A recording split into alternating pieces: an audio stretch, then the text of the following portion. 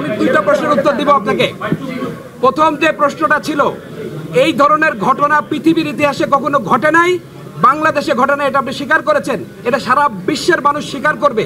এরকম নিরাপত্তাহীনতায় একজন ডাক্তার কিভাবে নিজেকে অরক্ষিত রেখে ইমার্জেন্সিতে সেবা দেয়, সেই জন্য আমরা শুধু ডাক্তার না, রোগী নিহত হয়েছে, ডাক্তাররা মার খেয়েছে, ভাঙচুর হয়েছে। এখানে আমার নিরাপত্তা কোথায়? আমি নিজেকে কি আমি আর এই একই সাথে ঘটনাগুলো দেখেন, সোহরাওয়ার্দী হসপিটালে সকালে, মুগ্ধা হসপিটালে বিকালে একই ধরনের নিটরে ঘটনা। সারা বাংলাদেশে এভাবে ইমার্জেন্সিতে আক্রমণ করা হচ্ছে এবং ডাক্তারদের নিরাপত্তা শূন্যের কোঠায়, নেগেটিভ। আপনি আমার জীবনের নিরাপত্তা দিতে পারবেন?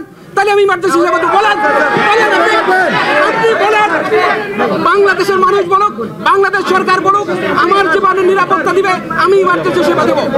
আমরা যে দুইটা দাবি করেছি, সেই দুইটা দাবি চিকিৎসকদের এই নিরাপত্তাহীনতার পার্মানেন্ট সলিউশন আপনারা বুঝতে পেরেছেন। নাম্বার 1, স্বাস্থ্য সেক্টরে প্রতিটা হসপিটালে স্পেশাল স্বাস্থ্য পুলিশিং ব্যবস্থা। আপনারা দেখেছেন রেলওয়ে পুলিশ, শিল্প পুলিশ, ট্যুরিস্ট পুলিশ, তাদের স্পেশাল নিরাপত্তা দেওয়ার জন্য আছে। সেই বিধান বাংলাদেশে আছে। সেই বিধান আমাদের স্বাস্থ্য সেক্টরে প্রতিটা হসপিটালগুলোতে কেন হবে না? এতগুলো ক্যাজুয়ালিটিতে একই দিনে একই রাতে 3টা ক্যাজুয়ালিটি কেন সেটা হবে না? এই জন্য আমরা বলেছি 7 দিনের মধ্যে এই বিধান করতে হবে।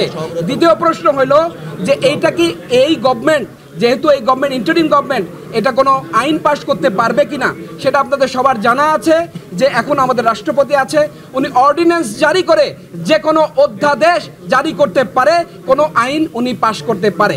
পরবর্তী গভর্নমেন্ট রেট্রোস্পেক্টিভলি এটাকে কিন্তু পার্লামেন্টে এখন করতে পারে, এতে কোনো সমস্যা নেই।